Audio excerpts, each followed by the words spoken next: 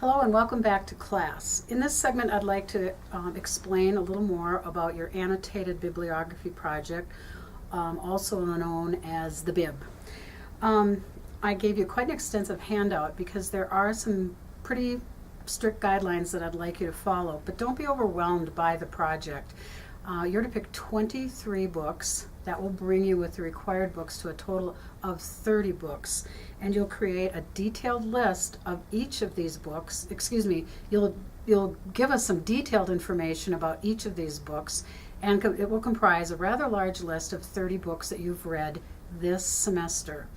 On the handout, I explained that this needs to be a wide variety of books. Now, I don't go through and count every little category for different genre or types of books. I don't go through and count for how many teenage books you have versus preschool books, but I do look for a wide spread of ages.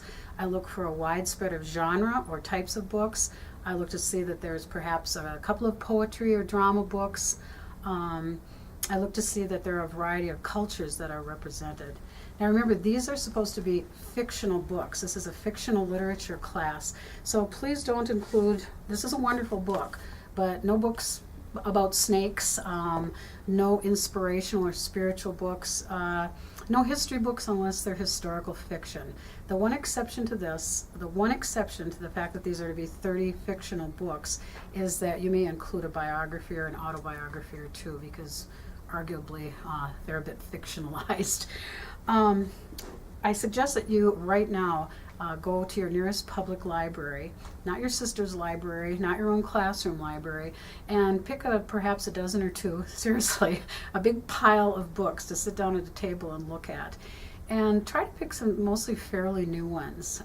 If you want the help of a librarian, ask. They'll be happy to show you award winners, either awards that are given by adults or Children's Choice Award books, and you really can't go wrong with those. Sit at a table and find yourself maybe a half dozen picture books to begin with, and a half dozen middle school books, and a half dozen novels for teens. Take them home, put your feet up, and start to read. If you're reading them and you really don't think that they're appropriate, and you really don't think they're pretty darn good, or a kid sitting next to you doesn't think they're pretty darn good, put them in your outbox. Go back to the library just as soon as you can. I used to do this maybe 3 or 4 times over a semester if it was a semester-long class, and it was my favorite thing to do in children's and young adult lit classes and in a lot of the play reading classes that I had to have. And if you're taking this class during the summer or in the middle of winter, either way, it's a great project, but get started on it now so you're not reading 23 books during the last 2 weeks of class. One thing that I do want to point out, in addition to the variety of topics, themes, genre, age of listeners or readers, 20% of these books should represent Native American experiences, fictional families, biographies, poetry, graphic novels. 20% should reflect the Native American experience.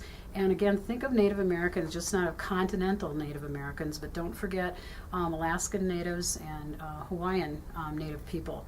You'll recall that in the required reading list, there's the folktale from Hawaii, Pig Boy, and oftentimes we can't find a lot of quality books in our libraries on those two groups of people, but you can get online or email me if you need some suggestions or something sent to you through interlibrary loan.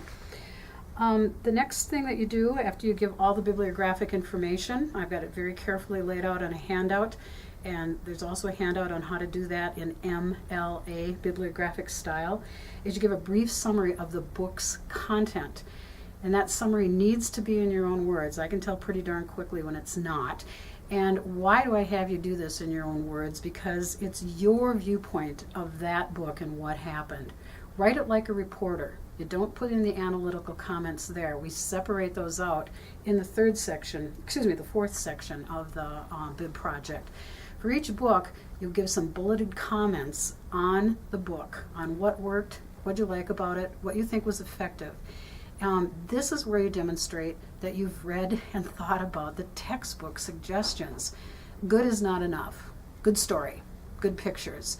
You have to explain why, and why perhaps those illustrations fit the text, and vice versa if it was a picture book. Why the protagonists were easy to relate to, for example, or why they weren't.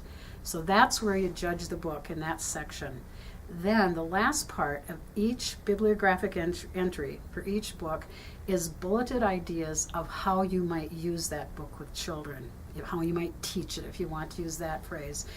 You can do this from the viewpoint of being a librarian, a parent, a teacher, Girl Scout leader, Cub Scout leader, or any of those things. The one thing I require, and this is related to our teaching philosophy at Western, is that you start each bullet of those use ideas with an active verb. And I bet you can figure out why. Children learn actively. So do most adults. So start it with draw, paint, discuss, visit, dramatize, graph, create an imaginary postcard, invite a guest artist, interview a grandpa. So start with an active verb and you will be teaching actively. If you have any questions, contact me.